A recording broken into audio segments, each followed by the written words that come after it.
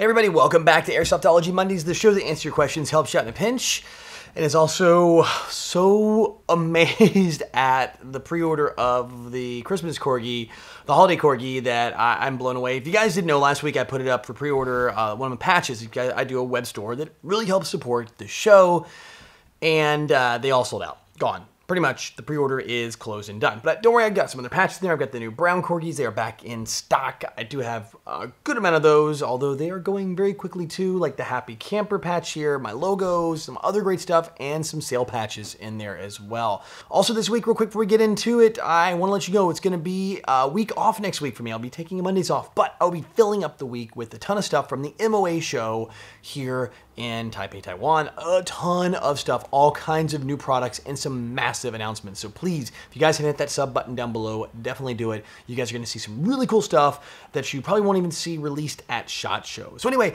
enough of that. Let's dive into what you're really here for, and that's your questions in the Tippmann mail call.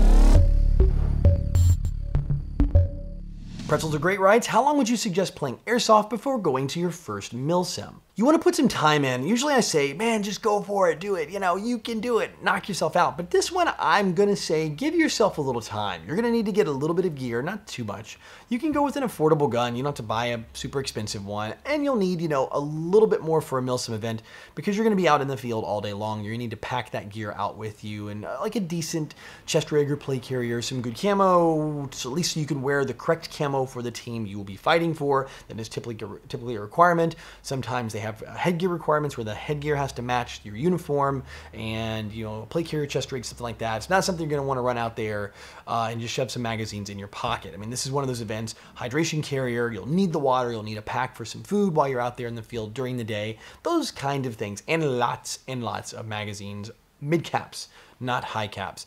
So I would say, give yourself a handful of months in the hobby and sport before you jump in. I would say 6 months is probably a good number once you kind of get an idea of how you play and what you do. Work out all the details and get the stuff you need. Although you could jump in early and do it immediately if you wanted to. I mean, why not? Or you could take longer. But I think 6 months for me sounds about like a good average. You might be ahead of the curve, or you might be, a little slower because you want to take your time and learn more. Either way, it's good. And to be honest with you, remember, it's just an opinion. There's no wrong or right answer here, really. Trimber Gaming writes, hey Jonathan, I was wondering if it was safe to reuse BBs that I ejected from the mag. So let's say you have a mid cap or a high cap, you have the BBs in there, I will dump those back into my bottle and reuse those. No problem at all. Typically on mid cap magazines for AEGs.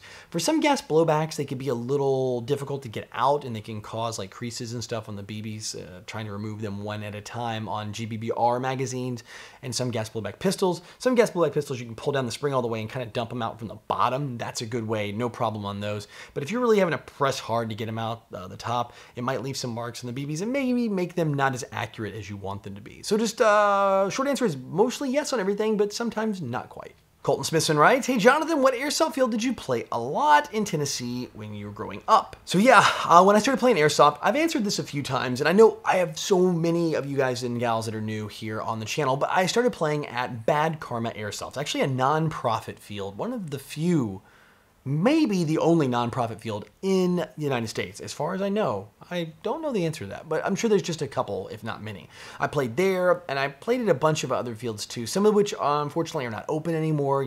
Fields do come and go. Bad Karma still is, but I've never played at Nashville Airsoft's field because I'd moved away. Beyond that, I'm actually going to be back in Nashville. I might try to get over there and play. I owe the guys.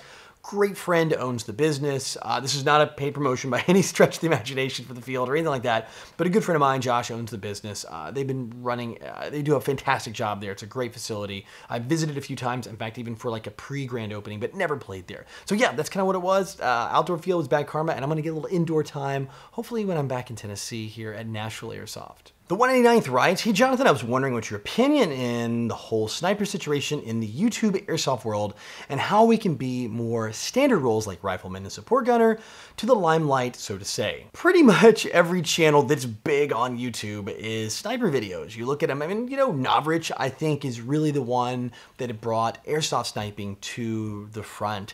And those channels are big for a reason. They're popular. That's why, I mean, people wouldn't make the channel if people didn't watch it, and that's a reason they are big, because there is kind of a formula that works for these airsoft sniper videos. for me, because they're action-packed, they're kind of like this more of a, I hate to say frontline sniper, but very much aggressive sniping gameplay. It's because the sniper rifle doesn't kick that much or very little at all when you pull the trigger. You can get a really good scope cam and you get that satisfying white BB long shot, hit the opponent, and you get to see it and enjoy it. And there is some skill involved too, which I think that's what makes it kind of interesting to watch. Before that, there was nothing but the regular M4 gameplay, and a few weeks ago we did do some support gunner gameplay, believe it or not, on here. I highlighted a channel a few weeks ago about that.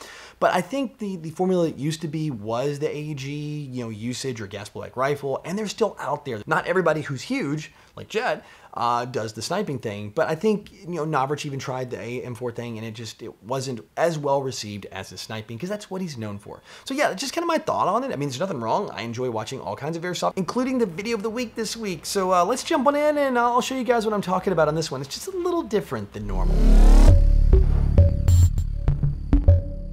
All right, guys, Code Red Headsets video recommendation of the week this week, and this one goes out to a different channel, a channel that I never knew existed. I tend to say this a lot. You guys and gals do such an amazing job down there in the comment section, bringing up some great channels that I can't resist hitting the sub button. This is another one. This one came from Rude and Smelly Airsoft, and he had a recommendation of a channel for Kicking Mustang, and it's one of some really great ghillie suit sniper gameplay. So I was like, all right, I'll give it a shot. I give it a click, and I got stuck on this video for the entire 14 or 15 minutes. It just pulled me in and would not let me go.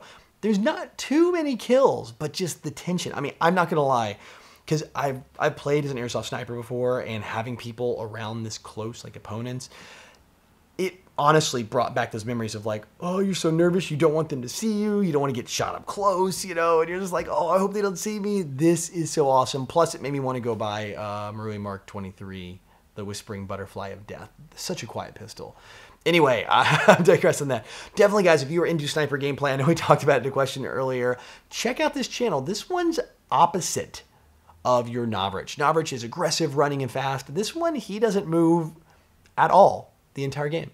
It starts with him in the same position, it ends with him in the same position, and he just barely moves a little bit. In fact, he moves so slow. So definitely check this one out.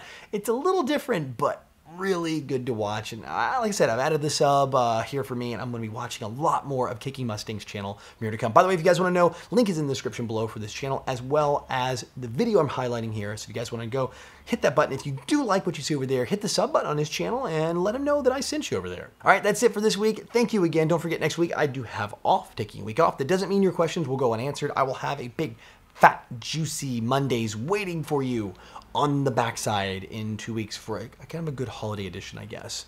Ready to go. So fear not, that's going to happen. Until then, go out, play some airsoft, have some fun, but no matter what you do, call your freaking hits.